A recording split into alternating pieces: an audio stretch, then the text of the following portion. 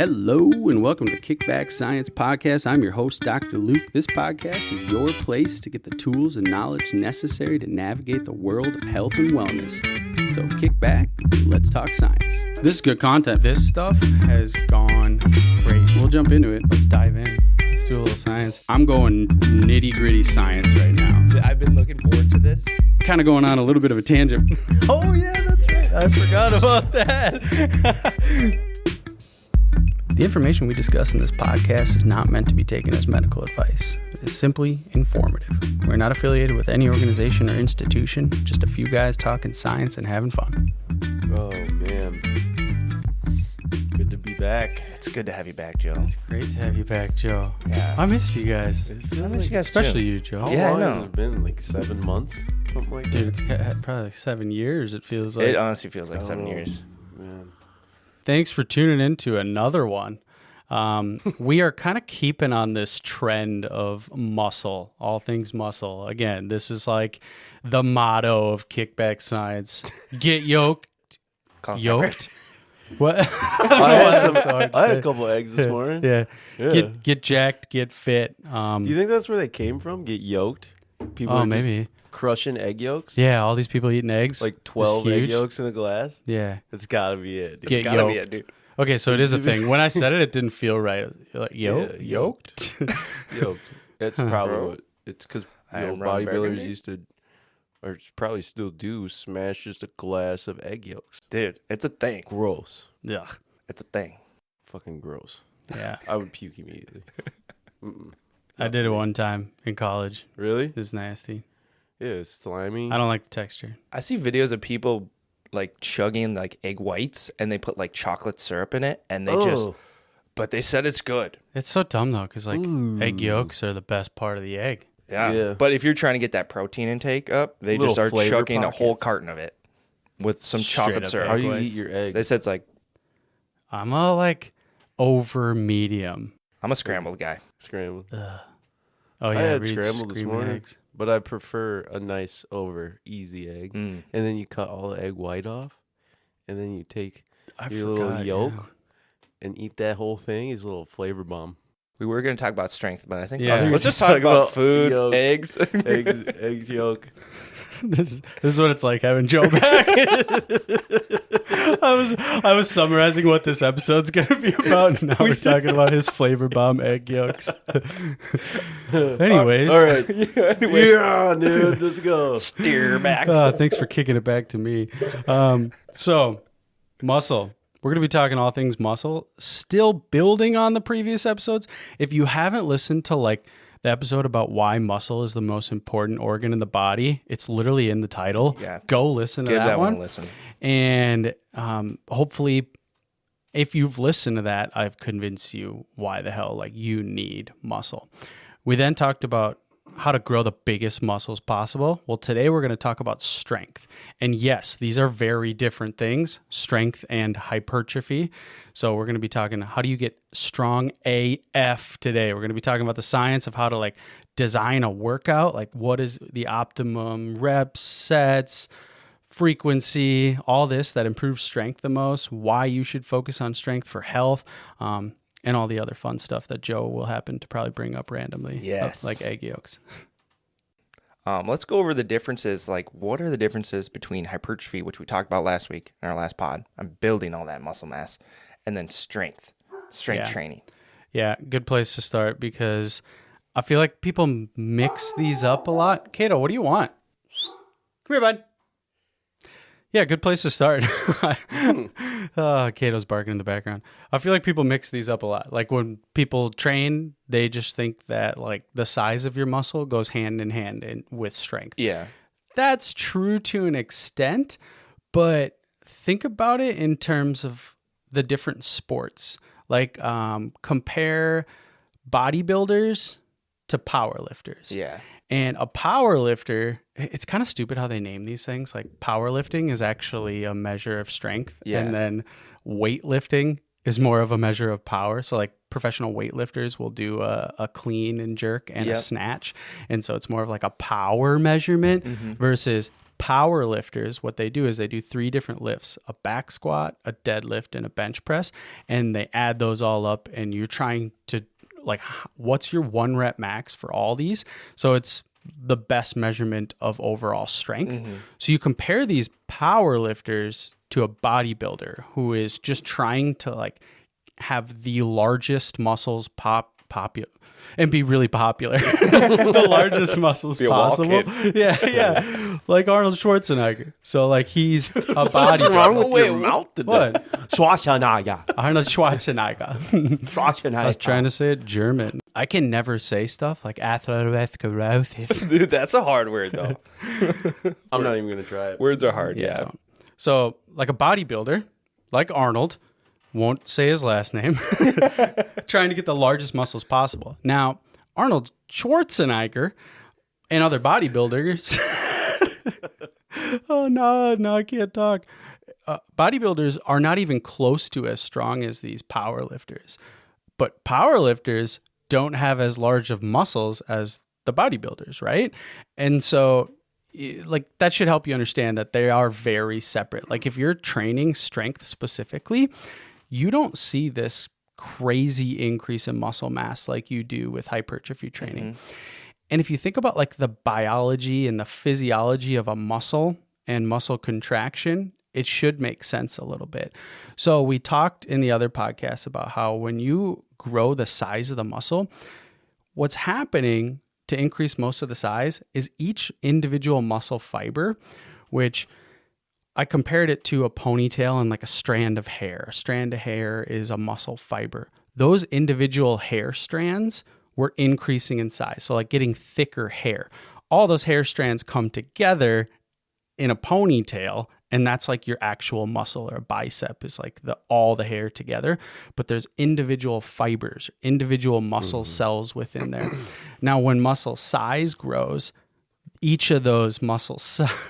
Sorry, this chair, dude. Oh, squeaky. Each of those like hair follicles will increase in size. Now, inside of each of those follicles is the actin and myosin that we talked about. So myosin having the ability to latch on to actin and pull it close and cause muscle to contract. Now, having myosin closer to actin makes it easier to latch on, and having more myosin and actin make it easier to latch on. And so when you grow muscle size, you can increase the space inside of the muscle cell. And you think about that in terms of like, oh, you might be a further distance for myosin to attach here. And you're not at this like optimum size for muscle contraction. So you can actually lose a little bit of strength. You're not losing strength, but you're not improving strength to the same as if those muscle fibers were very densely packed with myosin. So myosin and actin, if you had a bunch of these proteins and like they're closely packed together, you're going to have an improved ability to contract that muscle. That's just one adaptation that happens with strength training. Another thing we talked about was motor units. And so your nervous system actually has to tell every one of your muscles to contract. They're kind of dumb in that they don't really do anything on their own. I still think muscle's the most important organ in the body. Yeah. So Okay, I'm not when coming you say back. That is that like the mind to muscle connection that people talk about? Yeah. So like, So like you're focusing intensely on your pecs and just getting that squeeze. You know? making sure that you're properly activating those Yeah. muscles. Now, like that's more of a form question, like make sure you're activating the correct muscles and being like consciously thinking about muscle activation, because you'll be able to feel if a muscle is being activated when it shouldn't in a certain lift. But that is a separate idea of this like motor unit that we talked about in the other podcast, so I won't go too in depth, but essentially, and I always go too in depth, so why do I even say that? Yeah. Essentially, like your nervous system, you have what's called an alpha motor neuron. This alpha neuron, you could think of like the alpha, like it's the one controlling all the muscle fibers that it innervates. When that alpha motor neuron is activated through an action potential, they're called, it signals to all of the muscle fibers that it attaches to. And we compared the eye to like your quadricep muscles.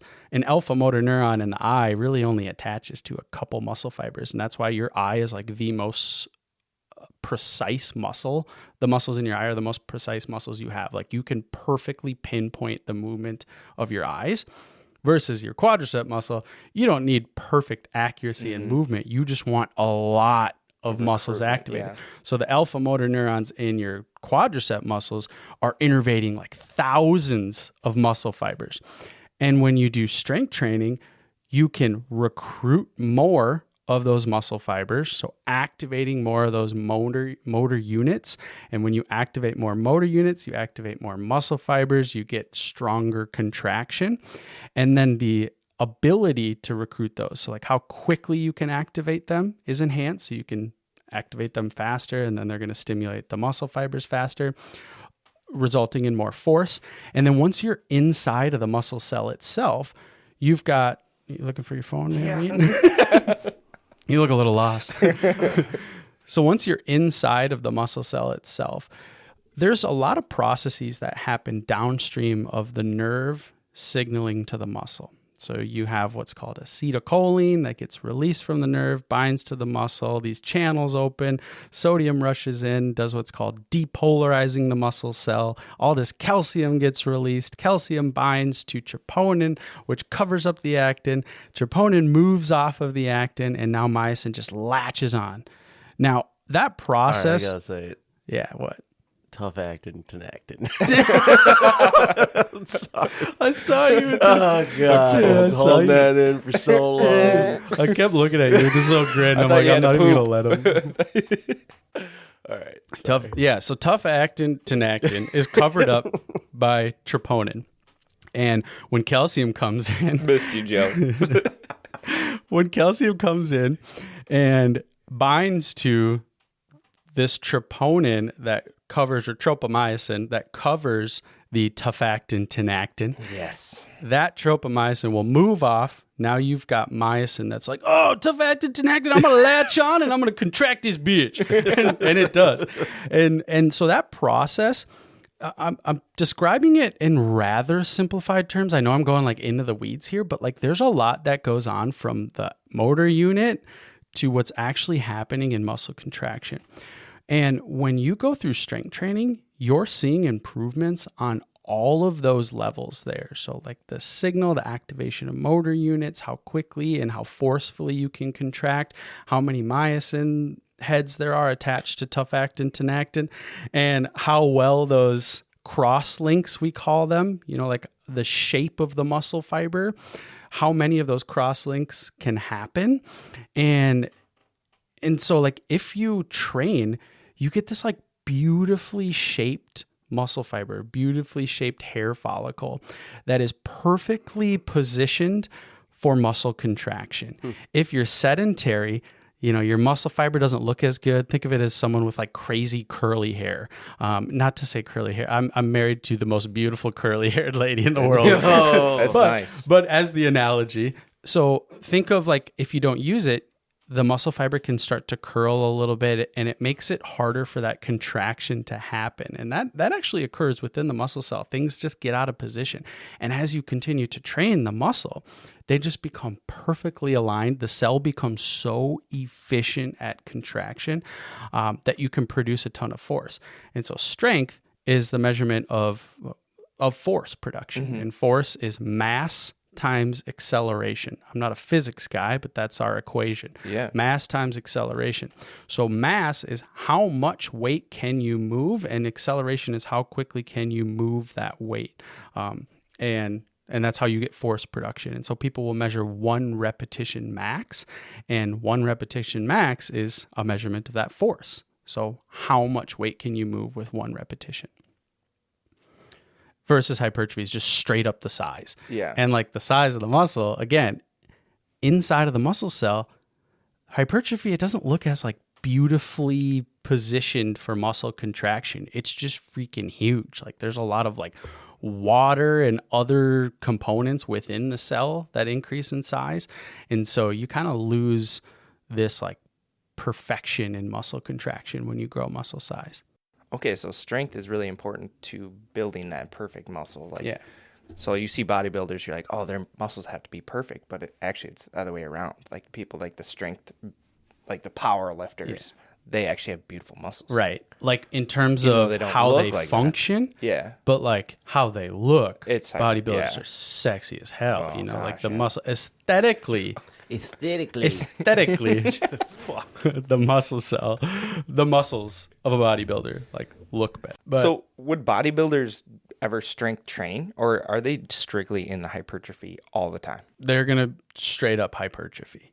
Okay. You can So go there's no- through like different phases, like we talked about in the hypertrophy episode, where a bodybuilder may do lower reps, higher weight for a period of time to really target those type 2 muscle fibers, Yeah. and then switch to a more like high rep, lower weight. But still, they're just trying to go to fatigue and beat the hell out of their muscles every time they train. I could talk about some interesting world records here if you want. Yeah. Tell us the Yeah. world record. All right. What do you think the most weight lifted by teeth is? This By is Joe's teeth? interesting By teeth. facts, by the way. This I is don't know his- how interesting they are, but they're world records. Hey, so it's Most gotta be weight interesting. by teeth. Most Let's weight say. and Oh, reps. is that the guy that pulled the semi? No, this Shut is different. up. I've seen it. Yeah, there's. Have you ever watched The Yeah, world's the strongest. world's strongest yeah. man? Oh, I used to that watch it all the shit? time. Oh, yeah. yeah, that kid fucking pulling trucks, Yeah. semis, Yeah. Pulling semis. Yeah. But doing like. Those guys are I insane. think it's remember gotta the- be this the. hold it like where they have their arms up and they're just holding like 500 pounds in each hand Yeah. for as long as they can. Yeah, that's nuts. All right, what is it? I'd say it's like a semi. So I, Semi. Holy dude, I've No, seen most it. reps. Most Well, reps you got to tell us the and weight. We can't just guess the reps. So All right, like, I'll give you the weight. no. Let us guess the weight. So I'm gonna say 612 pounds. Wait, are, Jesus, are that's we a lot. No. are we doing Price is Right rules? Like if you're over, you Yeah, we lose? do that. Okay. How much already- force you can produce? No, I'm talking like lifting with just your teeth. Like you're gonna do. I like would a have no deadlift, idea. basically. And so you're like bending down, grabbing this weight, and Yeah. standing up, holding it by your teeth. Yep. Okay, so you said 600 was way too much. But you're already over. You can't guess again. Price is right rules. 225. 220. 220. Oh, I'm over. Dang it. 220. I didn't get Dang, both I thought there'd be showcased. some 60 guy like reps crazy. in 1 minute. Wait, Oh. of 220 pounds? Yeah, with But, like- just his teeth. That's the world record. So there's not like a maximum amount with one rep.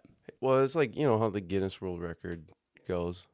See, so what? That wouldn't be like. I mean, that is strength though, because he's, isn't it? But Or that's hyper- maximum. Well, no, that's more like muscular All right, endurance. here you once got get another in. one. Longest plank hold. Oh, that's. Didn't some lady just do like Is it like 18 hours? 8 hours. Oh, 8 dang. hours. 1 dang it. minute. I was gonna guess more too. I There's just a saw a good one. video of that. Longest Stein hold. What's a Stein hold? Yeah, what's a Stein? You hold a beer out straight. Oh, that's really tough. Um, People's forms start to go. Tony got like 13 minutes, I think. I'm gonna say 31 minutes. 35. 20. 20 minutes? We're Wow, terrible at this. That's nuts. All right, got to bring it back to Game of Thrones. The Mountains deadlift. Ooh, Oh. that dude. I'm gonna say 1,000. 1,116 pounds. Wow, that was real close. 1,105 Ah, pounds. dang. That's all I got for you guys. Oh, I got him. He went over. I You won did? that. I won. Yes. Oh, Yeah, you did. I Let's never go. watched Yeah, The you got it. Price is Right. Really? Jeez. I would watch Price is Right. Eat corn dogs and pizza. 10 a.m. Grandma. In high school? No, when I was like 12. I could see Joe in high school eating corn dogs. Yeah. Price is wrong, bitch. All right, I'm steering us back now. Yeah, where the hell did we just go, Joe? Well, you were talking about strength, and those are just some feats of strength. So he just pops in with it. Instead of doing like a separate segment, Fuck it's like, that, yeah. I got some fun Right now, dropping it. I can't wait. Otherwise, I'm thinking about it the whole time. Like, when am I going to drop this? Let's go over the importance. So, like the older generations, like should they be focusing on strength? And I know muscle mass is very important. We've talked about that multiple times, but should they be doing strength training, or like focusing on strength, those lower reps, higher sets, or should they just stick to hypertrophy and endurance? Yeah. So what's interesting, we've talked about, like you said, muscle mass and how it declines. Like once you get into like the 8th decade of life, you have this crazy drop off in how much muscle mass you have. And these studies are done by looking at DEXA scans, and you look at bone mineral density, how much fat mass and how much muscle mass people have as they age. And you can see this very clear trend, no matter the populations you're looking at. As soon as you're in your mid 70s, there's a steep decline. And it's a matter of like, okay, is it because we're less active, or is it because, or are we less active because we're losing muscle mass? And I got an itchy nose. And what's happening is there's a combination of both here, because we see physical activity declining at the same rate and at the same time. But when you think about it in terms of muscle mass, we're just correlating muscle mass with strength there. What you see with strength is it actually declines even quicker than muscle mass as we age. And that strength would make perfect sense, or the decline in strength would make perfect sense when we try to explain the decline in activity level. Mm-hmm. Because if you don't have the strength to get up, move around, and you're worried about falling, you're going to limit your activity. Does that usually start around does it line up with like retirement age? So as far as like age goes, it's right around the 70 to 75, which a lot of people probably do work till then anyway. Mm-hmm. I don't know what the average retirement age is, but I think it's probably more so related to this combined, like you're becoming less active, whether it's you're retired or not, but you're also losing strength. And when you're less active, you start to lose a ton of muscle mass. Mm-hmm. We talked about how your nerves start to pull away from those type 2 muscle fibers. So those motor units I talked about that innervate all these muscle fibers, every muscle fiber it innervates is the same type of muscle fiber. So they're either all type 1, type 2. There's not like a combination between these, type 1 versus type 2. Type 2 can behave like type 1 or type 2. You can kind of like cause them to adapt to each other, like we talked about in the other podcast. But as you age, you start to lose the nervous system connection to these muscle fibers. And it happens in those type 2 muscle fibers where first, type 2 muscle fibers produce more force. So it makes perfect sense when you think like, oh, we're losing the strength. Well, you're losing those type 2 muscle fibers. But this doesn't just happen because you're getting old. The research is very clear. Within the last couple of years, there's been some really cool papers showing people in their 80s up to even over 85 years old that do resistance training. They're able to maintain those type 2 muscle fibers, maintain that nervous system connection, improve strength, improve muscle mass. So ultimately, you want to just stay active as long as you can. Yeah. Exactly. And it is never too late here. So coming back to your... But do they want to strength train? Like do the low reps, high sets, heavy weight? If they are comfortable, competent, and like if they're able to do it, it is super important, because you look into the research, and there's a cool paper in 2006 in the Journal of Gerontology that looked at a comparison of... What are you guys, scheming something? Oh, this is winked at. I missed it. Yeah. If you look into the research on this, so there's this meta-analysis that compared muscle mass and strength to mortality risk, and they actually found that it was strength that had the highest predictive value of like somebody's overall health. We've talked about this in VO2 max, like how it's the greatest indicator of somebody's health and risk of death. Well, strength is right up there with it. One thing I also brought up in that podcast where we talked about VO2 max and briefly touched on strength, think about strength and VO2 max in terms of how long it probably takes to get those adaptations. We'll touch on that in terms of like time frame to improve strength. But to answer your question, like knowing that strength plays such a role in overall health, and knowing that strength training can improve these type 2 muscle fibers, maintain innervation, I would say yes. People who are older of any age should be doing strength training for that reason, because we know how important it is and how well strength training can improve overall health. Yeah, do some water aerobics, water weights. Takes a little, well, actually, how would that affect? But I've seen, you see those workouts where you got a group of old ladies in the water doing. Does that have the same effect as free weights? So this is like, I think I see where you're headed with this question, because when we're about to talk about like how the hell do you become as strong as humanly possible, that's if you are only focused on strength. But we do want to remember that when you're training hypertrophy, so just growing muscle, you're going to see strength improvements. So if you're dealing with someone who doesn't like strength training, they don't have to focus only on strength training. It is important to do strength training as much as possible and as much as you're able. But if you're just doing regular, like in the water, high reps, low weight, we talked about in the other podcast, like that works. Mm-hmm. You gain muscle at these low weight, high reps. You just have to push yourself. That's a good place to start too. If you're older, hopping in the water, and it just like, I think it's better on your body to start out that way. Yeah. Move movements down, get strength back. Yep. And that's how everyone should start. But, really? I started in the water? No, I mean like get the movements down. No. So like you should work on getting a foundation down first for the movements. Very important. Before going into strength, you got to be, your weightlifting age has to be up there. You have to be perfect example. Is otherwise, you see a lot of injuries. Yep. Well, shoulder surgery because her instructor was like, "Yeah, you can do that," but she didn't have any strength to begin with. Yeah. What's interesting?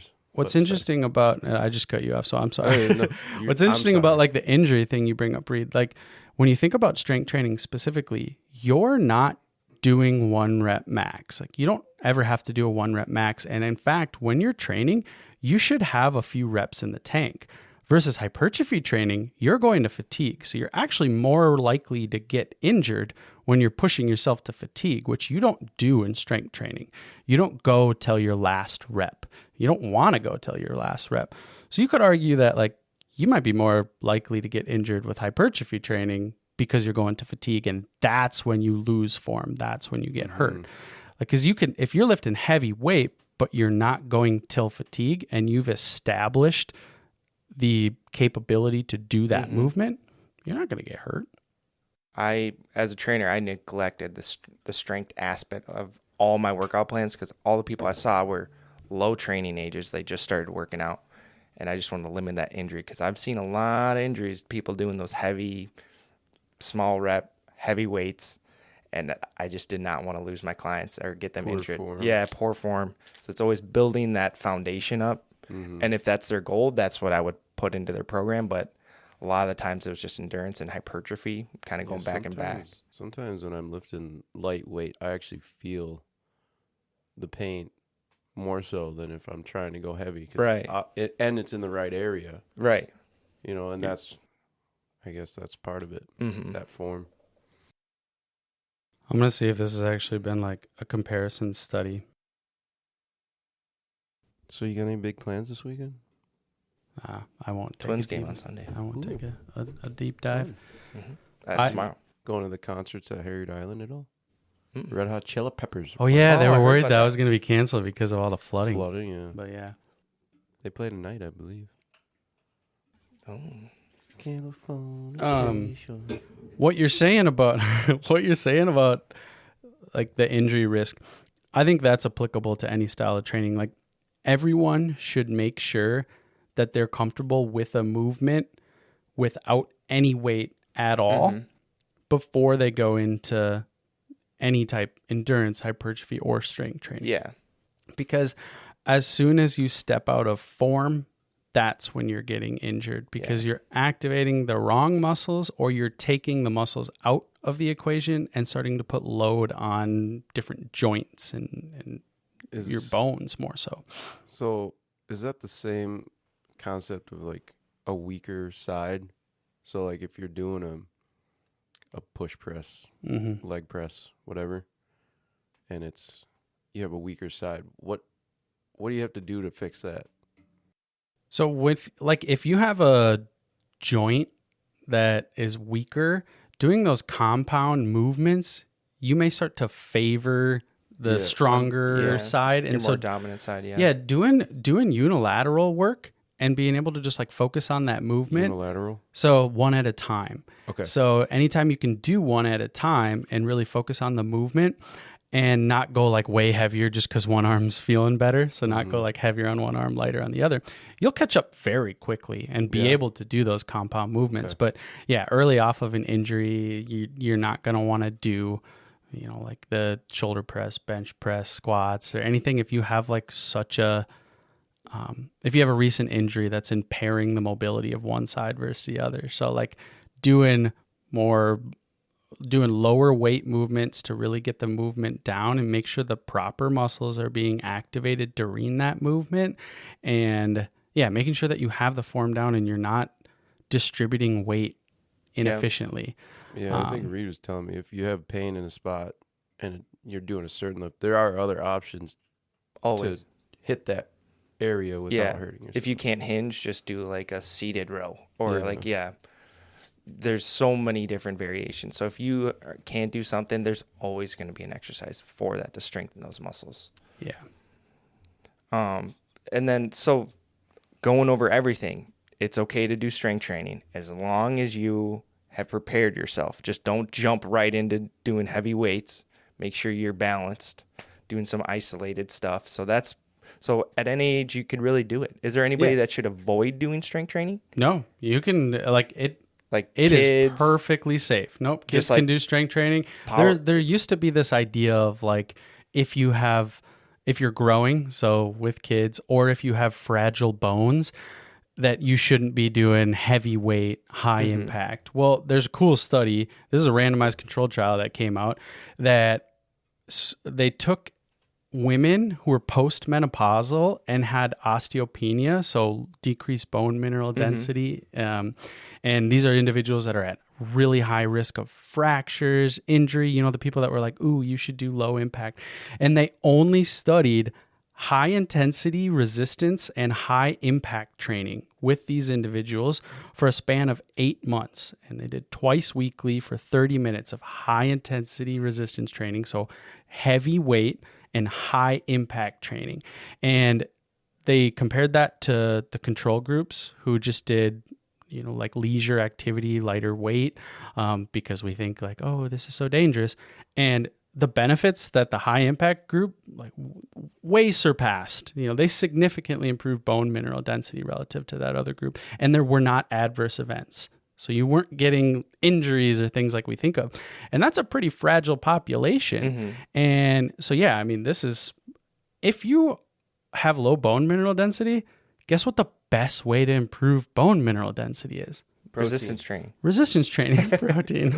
And protein is part of it. Yeah, see? So putting a high load on that bone is adding that stimulus, adding that stress that it's forced to adapt to. If you're doing lighter weight, you're not stressing the bone as much as when you're doing heavier weight. So heavier weight is actually really important to prevent injury in a way, because you're, one, improving the bone, but you're also improving the integrity of your tendons that attach to the bones there. And so, again, the way our body works is as soon as you throw a stress at it, it's going to figure out, okay, what the hell just happened? And how can I make it so next time we have that level of stress, I'm not going to get hurt? And so when you do heavy weight, high impact, the bone and the tendon are like, whoa, that was nuts. And we don't want to break. We don't want to snap. Like, let's just take all the components we need to be as strong as possible. Then you run into, like, if you're doing strength training when you get older, you're not going to fracture a bone. You know, you're not going to be out of activity for so long. We talked about how, like, in as little as 2 weeks, you're losing a significant amount of muscle mass.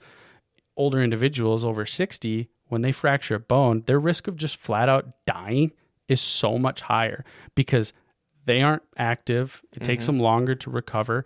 So if you're preventing this fracture, you know, you're even if an old person does fall, if they've been doing strength training, they have high bone mineral density, they're not breaking anything. They're getting up, no problem. They can fall well into their 80s and be just fine. It's people that avoid the the strength training or don't work on building muscle and strength, those are the people that when they fall, they're getting hurt. They're not recovering. Yeah. Yeah. Talking about recovery, is the recovery time for the older population with strength training different, like after you lift? Is it slower process? Yep. Yeah. So work out a little bit less probably, or stay as active as you can and work through that recovery process. So that's a good question. Yeah. As you get older, your ability to go through that protein synthesis and rebuild, that rebuilding phase or the recovery phase is prolonged, but you adapt to your level of training. So like an 85-year-old individual who's been strength training his whole life is going to be able to recover just like a 20-year-old who's never done strength training. You know what I mean? Yeah. So it's all dependent on how you're training. And like kids, for example, they're just constantly building all the time. They could do like heavy weight strength training every single day and be fine. You and I could very likely do strength training every single day, same muscles. And that comes back to this like hypertrophy training. When you're going till fatigue and you've really damaged the muscle, that's when your muscle needs a lot of time to recover because you've caused a lot of damage. Strength training, you're not causing as much muscular damage. Even though you're working out at these high intensities, you're not going till fatigue. You're very safely doing these motions. You could come in and do that, 5 days a week, same muscle if you Like wanted just to. a whole body workout Right. every day. Right. You don't need as much time to recover in between workouts with strength as long as you feel recovered and are able to still hit that percentage of your 1 rep max. You don't need as much time versus hypertrophy where you're beating the hell out of those muscles. If you don't give them time to recover, you get into this, they haven't built back all the way and they're not able to catch up with protein synthesis as opposed to protein degradation or breaking down the muscle. And before I go like way too into strength training and recovery and that, I don't want to like jump to how to do strength training yet. We can keep covering any questions you guys have related to like. Dang, that's right. I was just going to segue right into that. Like, let's go into the perfect strength training program. Let's talk about like tempo, rest, frequency, reps, and sets. So if Yes. someone's interested in improving their strength, what's the optimal plan from Dr. Luke's perspective? Give it to us. I'll Boom. give it to you. Boom. All right. So we talked about hypertrophy and how it's like pretty foolproof. Like Yeah. you can do a lot of things to grow the size of your muscle. Like the blood flow restriction, they were like doing like 75 reps at such a low intensity. No difference to the people doing like the 8 to 12 rep range. Yeah. Like that's just crazy because with hypertrophy, again, you're just trying to figure out how can I fatigue this muscle? And you don't even have to you could take rest as little as like 20 seconds and go right back into it. You just want to like constantly hit that muscle so that it is, you get that muscle breakdown and it has to build back. Now with strength training, it's different. You want to make sure you can hit as high of weight as possible over and over. The only way to increase strength is to lift heavy. You've got to lift a heavy weight to be able to lift heavier weights. You know what But I you mean? want to lift heavy only to 12 reps. Well, so I'm going to talk about the Like reps to here. 80% max type of thing. If you're doing 12 reps at 80% max, That's insane. I'm going to come give you a big old hug. Yeah. I mean, it's going to be different for everybody, but Man, so that must be strong. yeah. Now, 12 reps, that's hypertrophy training. That's way too much for strength training. Strength training, there's this really cool guideline. It's called the 3x5 principle, where you take 3 to 5 workouts, 3 to 5 days per week, doing 3 to 5 sets per workout, 3 to 5 workouts per muscle group, 3 to 5 minutes of rest, 3 to 5 repetitions. You're increasing by 3 to 5% each week and increasing, intensity 3 to 5. And like you can follow that specifically, and that is going to be your best bet for strength. Now, you're probably thinking like 3 to 5 minutes of rest. That's insane. That is a long time. That's why you see those power lifters always just sitting right by their like, yeah. like their barbell, like Just deadlifts staring and at just nothing. staring at it. Yeah. There's a reason behind that. Yeah. They're not just being lazy. Yeah, because you need to make sure you can hit that weight again. You know, when you're doing a 3 to 5 repetition range, you're working out at about 85 to 90% of your 1 repetition max for most people. And you've got to make sure you can keep that weight on the bar and still hit the 3 reps or still hit the 5 reps. And the only way to do that is to make sure that you have proper amount of rest in between each set. But you also don't want to just jump right into like throw on 85% of your 1 rep max and do 5 reps, right? Yeah. Like let's put it into perspective of a bench press, for example. Like if you're trying to do strength training for a bench, you can calculate your 1 repetition max. You don't have to max out. Yeah. It's dangerous to max out unless you have someone there to help you. Spotter for sure. There's all these equations where you can estimate your 1 rep max if you just do a nice series of warm-up sets and then go all out at a weight where you kind of fall between about 8 to 12 repetitions as your last rep you can do. So if I hop on a bench press and I warm up with the bar, I really just get those joints moving, get everything warmed up and kind of get that movement down.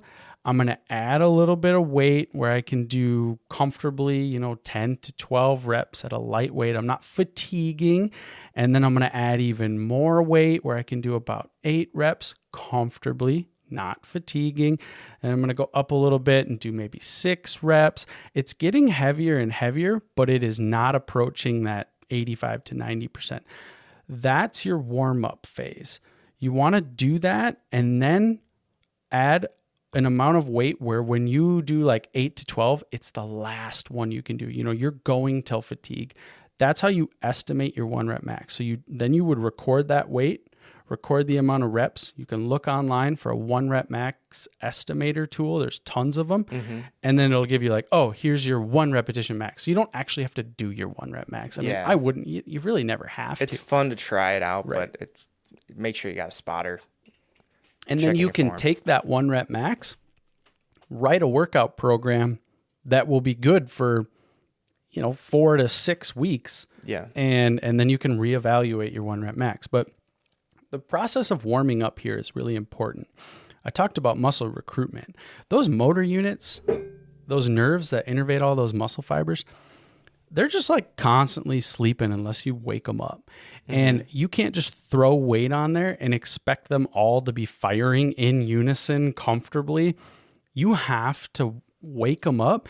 Warm-up reps are important. Big motor units, the motor units that innervate those type 2 muscle fibers that have a lot of force, those are the last ones to wake up. They're super lazy and they don't really listen to a lot of stimulus. And they're really not going to wake up unless you do a lot of warm-up sets. You want to work up to your 3 to 5 sets with probably, 3 to 5 warm-up sets. And so then you get to your working sets. So you've done your warm-up here. Now you load on, if you want to do a 3 rep max or your 3 rep range, you load on that weight, you do your 3 reps, you take 3 minutes in between, do another 3 reps, take your 3 minutes in between, do another 3 reps. And I'm saying 3. You may need longer than this. 3 to 5, yeah. Yeah, so from 3 to 5 minutes. And you probably feel like you could go right back into it, but you'll know if you don't take that rest, you're not going to hit that 3 reps. It does not have to be fatigue when you hit that 3rd rep. It doesn't have to be the last rep you can do. And in fact, it shouldn't be. There's a cool paper that compared reps in reserve and found that reps in reserve are, once you do that 3 reps, how many more reps do you think you have in reserve? Like, could you do another 1 rep or another 2 reps? If you could do 2 reps, you'd have 2 reps in reserve. And so you want to find that weight where you've got a few reps in reserve, between 1 to 3 reps in reserve. So you're not like maxing out every time. And there's a cool paper that showed there's not a difference between the go until fatigue, and 1 to 3 reps in reserve. And this is building off a series of papers showing that when you go to fatigue, that's when form is impaired, and that's when you can get injured. You never have to go to fatigue with strength training. That's the awesome part about it. And so you're doing this, 3 to 5 reps, 3 to 5 sets, and then you're picking 3 to 5 workouts during that given day when you go to the gym. And you want to do 3 to 5 workouts per muscle group. So I'm doing chest press, and I actually don't want to say per muscle group. I'm saying per movement here, because strength training is very different than muscle groups. You're not targeting muscle groups with strength training. You're targeting like more compound movements. You're doing mobility. Not necessarily mobility, but you're doing like a push with a bench press. You're pushing away from your body perpendicularly in front of you, like a push-up form. And then you also want to do a push parallel with your body, like a shoulder press. Shoulder didn't pop out of its socket there. Yeah. So you want to do a shoulder press too. And then with a row, you want to pull towards you. And then you also want to be pulling like a pull-up form. Pull. Yep. And then you want to be doing a hip hinge, like a deadlift, and then a squat. And so these compound movements, you're activating all the muscles that you would be if you're doing like bodybuilding type training, but you're not isolating muscles when you're working on strength. There's no need to. Sure, you can if you like to do that, but you're going to get way more strength benefit doing these compound movement lifts rather than isolating individual muscles. Pretty muscle style workout. Yeah. Those biceps. And the cool part about like doing like supersets with other muscle groups, like the research shows that there's Can you explain supersetting? Yeah. Just go back and listen to our podcast on it. Yeah, you did. I do remember that. So, I was just, yeah. you know, Superset. So if you do, just in case someone didn't listen to yeah, that. Arnold Schwarzenegger, he was like super big into supersetting his like chest and back. While he waits for his chest to recover, he's doing a back workout because it's working different muscles. You can do that with strength training. There is a slight decrease in the strength benefits you're going to get, but it makes it so you don't have to stay there for like freaking 3 hours every single day, because the amount of rest time you have for these workouts, that time there is going to add up. So you could go do a squat and then go do a bench and then go back to your squat and go do a shoulder press and go do a row. Like, plus, then you're not that asshole who's sitting on a machine for like 5 minutes in between. Like, you should probably make sure other people can use your That's machine. got to be good for your VO2 max too, huh? Keeping that heart rate elevated, yeah. Do you see the same effects? So if somebody's trying to lose weight, would they want to do strength training as well? Lose weight or lose fat? Lose fat. Okay. Would they want to do strength training, or would they want to avoid that? I know it's kind of getting out of what we were talking about here, making the optimal strength training program. Definitely not avoiding it. But like for Is it necessary? fat burning specifically, remember we talked about like muscle, how it's so metabolically active? Yeah. Now, your muscle, like you're growing muscle size with hypertrophy so much that the muscle is going to be utilizing a little bit more energy. There wouldn't be much of a difference in terms of the adaptations you get for fat burning and metabolism specifically when you look at muscle mass gain or hypertrophy versus strength. I would hypothesize to say that hypertrophy might have a little bit more benefit in terms of it's going to be a little bit more metabolically active, especially as you like beat the hell out of the muscle and it needs to go through a little more protein synthesis. But it's not going to be significant enough to actually make a difference in terms of like how much fat. Yeah, because I used to do training classes, a weight loss class, and we never did strength. It was always endurance and hypertrophy, and then we just kind of filter those through. So I was just curious about that. If we should have incorporated that, but it sounds like we could have, definitely. But yeah, it was in our programming and it just never was in there. Yeah. What about tempo? Because when we talked about hypertrophy, it was the 3 seconds down, 3 seconds up. So when you're strength training, what's the tempo look like when you're lifting? Faster? No. Or yeah. So it's faster. when you're thinking of hypertrophy, Yeah. and we talked about like going slow, more time under tension, because again, you're just trying to like get those muscles active as much as possible. The opposite is true for strength training. So I talked about how force is mass times acceleration. You know, if you're going slower, you're just reducing that acceleration. You're not able to produce as much force. Yeah. And so you do want to move through that movement quickly. Not like trying to go as fast as you can, like you would a power lift, like an actual like Olympic lift. I mean, Power, like a clean, right. Clean press. Yep. Yeah. So you're going to be moving a lot quicker with strength training. Don't you do the slow tempo stuff. That's not going to improve strength. So 1-2 seconds up, 1-2 seconds down, maybe 1 second hold kind of thing. Yeah. You'll see people that will do like the Larson press, where you'll come down with the bench press, you'll pause, and then you'll go up. And that's different than when you're doing like eccentric 3 seconds one way, 3 seconds the other way. But so as far as movement, like you're trying to go as quick as you can with the concentric phase. You don't have to go fast with the eccentric. Just make sure that phase is controlled. Yeah. Is that considered a fast twitch muscle type workout? Yeah. So when you're doing anything high intensity, you're relying on those fast twitch muscle fibers that can produce a shit ton of force. One thing I didn't touch on too is like how many sets per muscle group per week. So we talked about in hypertrophy, it's like a crazy range. Well, it's between like 12 and 20 is where the research is at. And you look at like the difference between 12 and 15 and 15 to 20. And like, there's a pretty decent, like a significant improvement in hypertrophy when you go from like 10 to 15, but 15 to 20 is not much. And then anything beyond 20, you don't get any added benefit. Well, the interesting part with the strength research. So there's a 2022 paper published in the Journal of Strength and Conditioning out of the University of Tampa. And they took people who were already trained and they divided them into 3 different groups. One group had 12 sets per muscle. One group had 18 sets and one group had 24 sets. And they did that for the course of 8 weeks. And they looked at what happened to strength adaptations from that.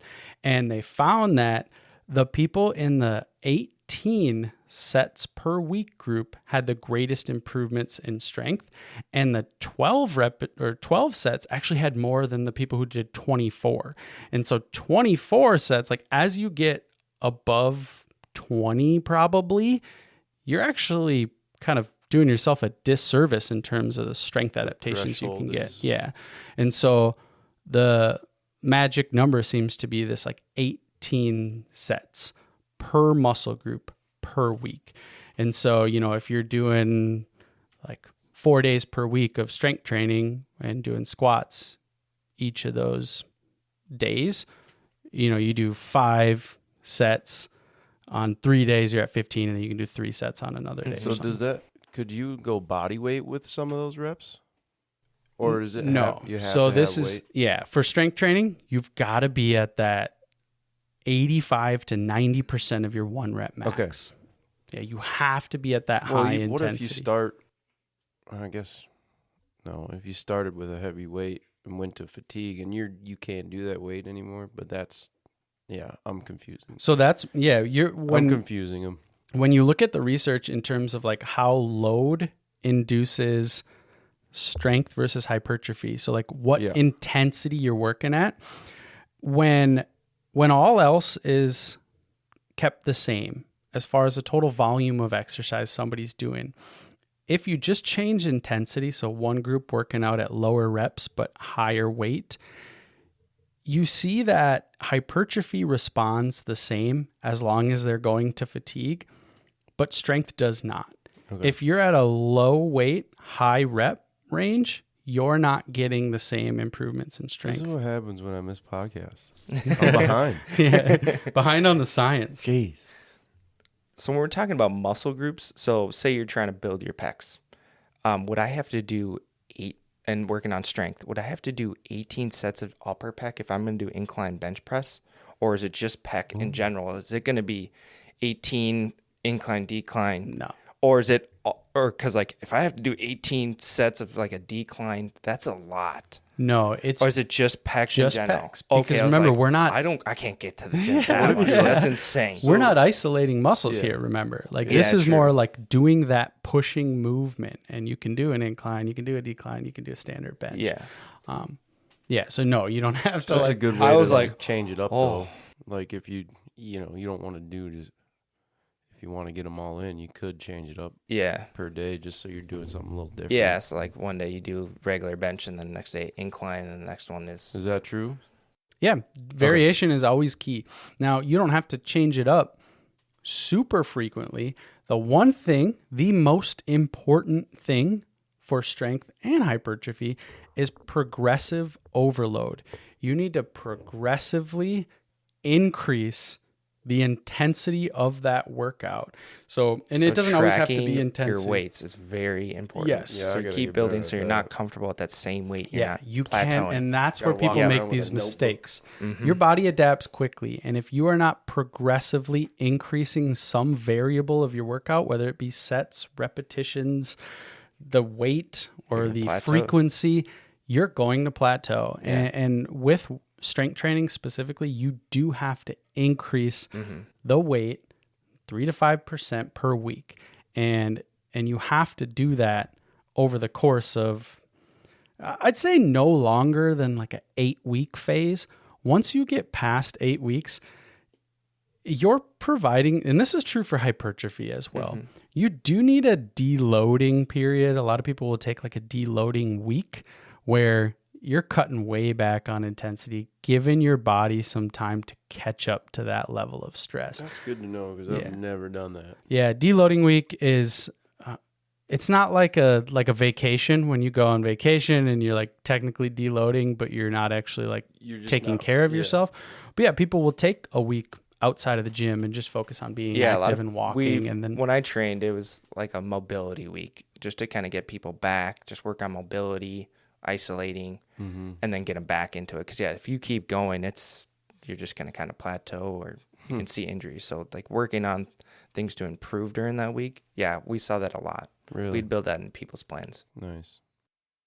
All right, we ready for Reed's Reddit finds? dude, we're always I only got a couple Reddit today. finds. I only got 2 of them, but we might have touched up on a little bit.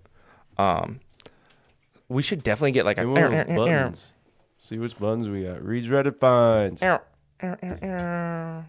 Those do anything? They used to. All right. The first one I found.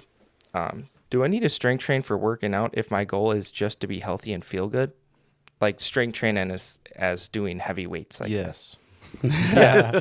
Which we pretty much answered it, but like for the people that aren't really looking to I mean, build that's- strength, they just want to kind of feel better.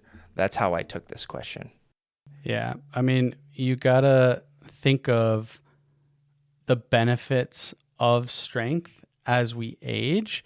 Now, if you're somebody who is, in your 20s or 30s, and like you aren't at that age where you're losing strength at such a high rate, you can afford to shy away from it a little bit, but I would never recommend that.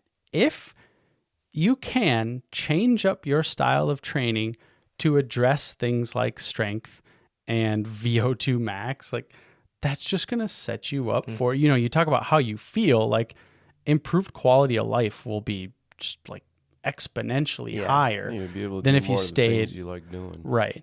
But the thing is like the most important thing for any type of training is adherence. If it's something that you're never going to want to do and it's keeping you out of the gym and it's keeping you from being active, then do something else. Yeah. But in terms of like the overall benefit it's going to provide, like, Yeah. I think everyone should be doing strength training throughout some phase of their training. It doesn't have to be always. It's very intimidating. I've learned that from my past clients. It's like they don't want to be pushing that heavy of weight. That just doesn't interest them or kind of scares them. So just kind of building that confidence, and just it should be for everyone. Well, that's true for confidence too. Yeah. When you start lifting weights and you start seeing that you can do it, Then mentally you're like, oh, you know what? This is not as bad as I was expecting it to be. It's just getting to that point. It's just like getting people to try it out. Yeah. And how much more strength relates to like daily living rather than muscle mass. Like, you know, it's crazy when you think of like strength is so applicable to everything you do every day, not necessarily how much muscle you have. Yeah. And again, they do go hand in hand. We're purposely splitting them apart for people who want to focus specifically on hypertrophy and strength training. So people that are like really into powerlifting and people that are into bodybuilding, there is different ways you should be training if those are your goals. Yeah. But if like overall just health, longevity, you know, you can mix these together pretty well and get similar benefits. Okay. And then we kind of touched up on this one already, but how important is strength training for bodybuilding?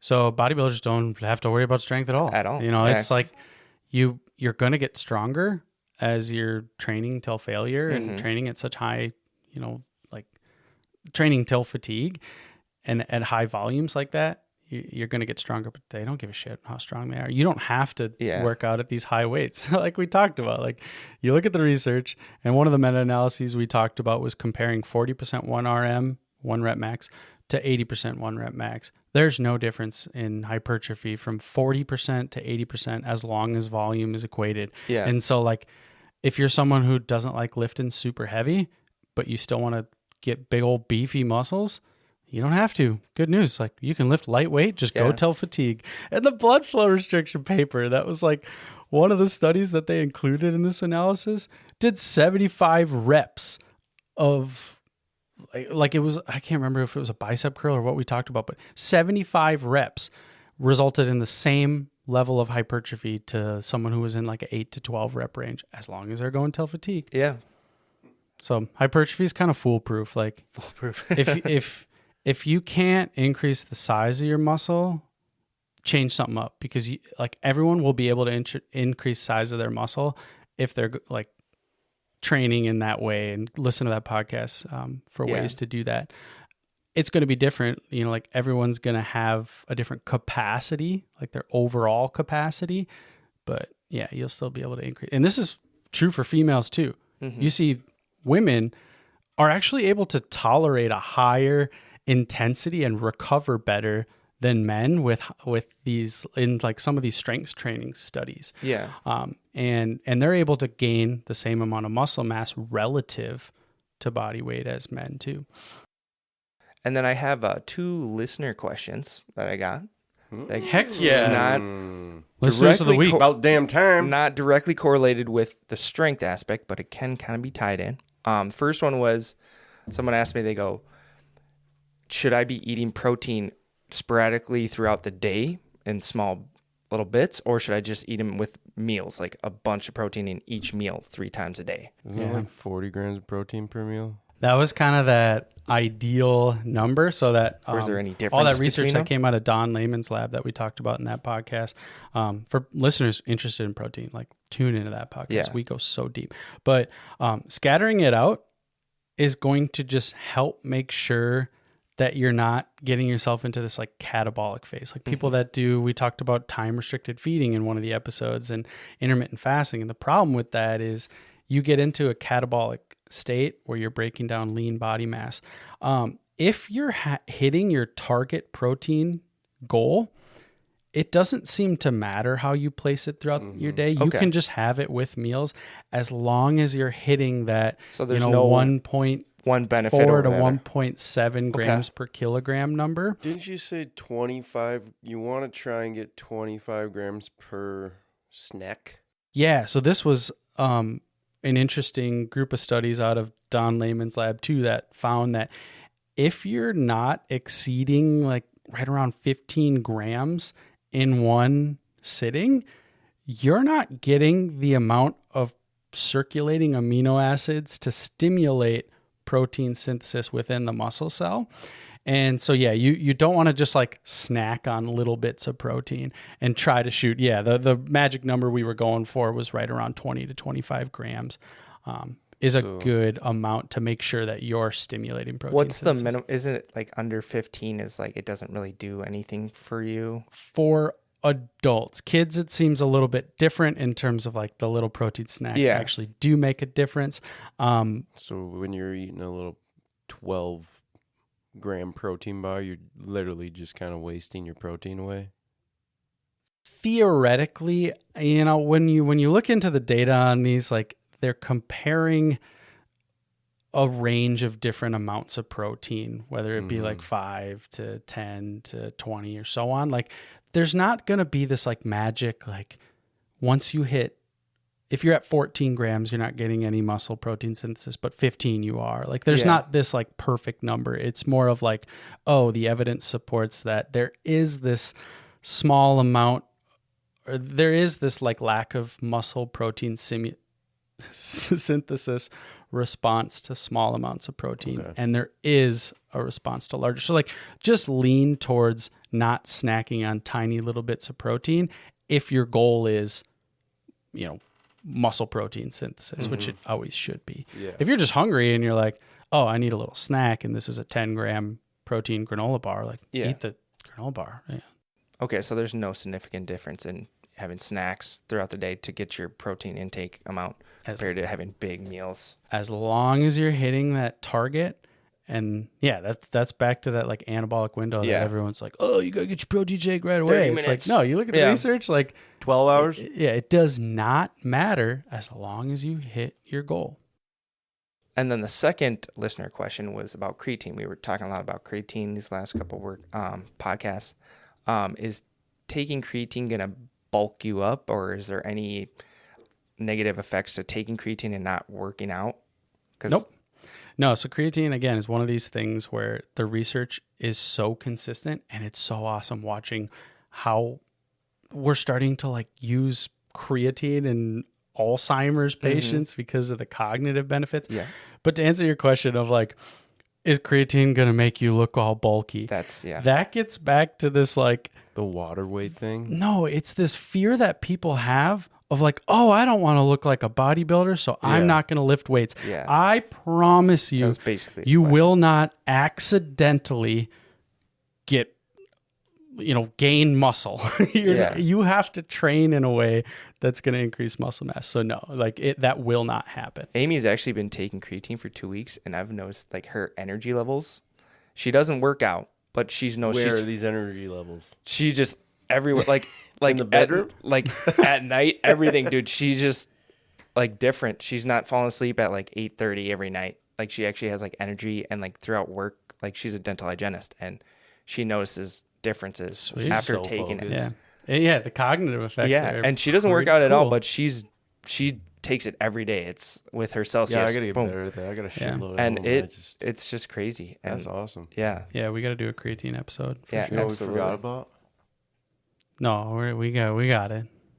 and those were the two listener questions of the week. If anybody has any other questions, please feel free to email us at kickbackscience@gmail.com or reach out to our Instagram.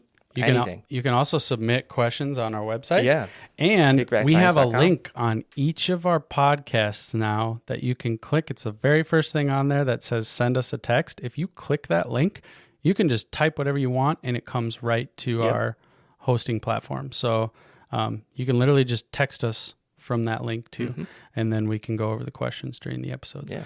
Last thing we got to do. So strength.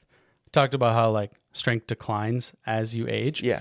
Well, old people that are like, oh shit, am I getting weaker? Like, how do I know if I'm getting weaker? First of all, you're going to notice, but like one of the cool areas of research or one of the cool things about measuring this is you can actually predict somebody's risk of dying just by their grip strength. And so grip strength correlates with overall strength at such a high level that you can just see how strong can you grip something, and you can track that over the course of your life and make sure that you're not declining, because if your grip strength is declining, you're declining in all other strength and health as well. And so I got a little grip strength thing I'm that I excited. thought would be Yeah. kind of fun. So we're going to do this and we're going to continue to My measure. hand's so clammy though. It's gonna slip right out of my hand. Do you already know yours, Luke? I don't. I have no idea. All right. I saw a Wait, bunch should of we take football bets? players doing this, Big dude. bets. Football players were doing this, and they're at like 200 pounds, Dang. and like, yeah, That's crazy. it was crazy. Yeah, it was like the Rams, and they all just everybody they walked around. Doing Oh, it. I did actually see that. Can we? I feel So like I these wanna these stand hand up. grip dynamometers. I mean, this thing was like $12 on Amazon, so everyone can get them.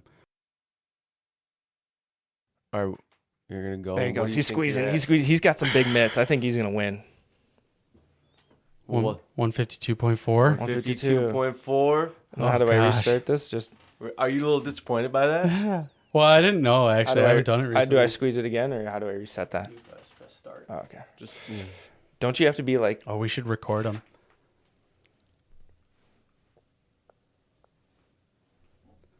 I think you got it. I'm gonna have to already. keep trying. Oh, 106.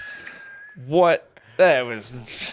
I think it Alright. was put to his hand because it's way. You can out there. adjust it. You can adjust that and try again if you want. Ironically, I have one of the handheld squeezes at work. I just this last week. Yeah, to work on grip strength. Yeah. Yeah, for people that want to work on grip strength, you can do like dead hangs, hang Oh, from a see, pull-up dude, bar. bro, my hand's so clammy. Hold on. Farmers carries. Yeah, farmers carries are great where you just carry a kettlebell. Yep, I do that with a lot of blue collar workers because they got to grip all their like heavy equipment. So I would just do farmers carries all day. Yeah. My hand's so slippery. Man, What'd you get? I don't count that. My hand's slipping off of it. What was it though? Oh, you gotta keep it 90. Yeah, well, it's just... See, it's slipping. 134, but Dang it! that doesn't count because it's slipping. My hand's clammy. Excuses are like buttholes. One more. No. No, we're gonna do it once every time. You can adjust it, Reed, though, because if it wasn't, I was fit gonna to your say I hands- was. Yeah, that's fucking stupid. Fuck that. I'm gonna retry when I'm not sweating profusely. Joe's making I'm, excuses. I'm mad about that. We gotta write them down, and we should have it on a little whiteboard, and then we can keep updating it. Who's getting That's a good idea. stronger? Yeah. All right, well, thanks for tuning in to another episode. Yeah, and if you guys ever are interested in any like creatine, protein, or melatonin supplements, we're putting that also on our Kickback Science website. So just go in there. The links will be there. It'll have our affiliate link, so it'll help support us. So please buy through there if you're interested, or if you have any questions about anything, please submit it to us. All our contact information's on there. I miss you guys. I miss you too.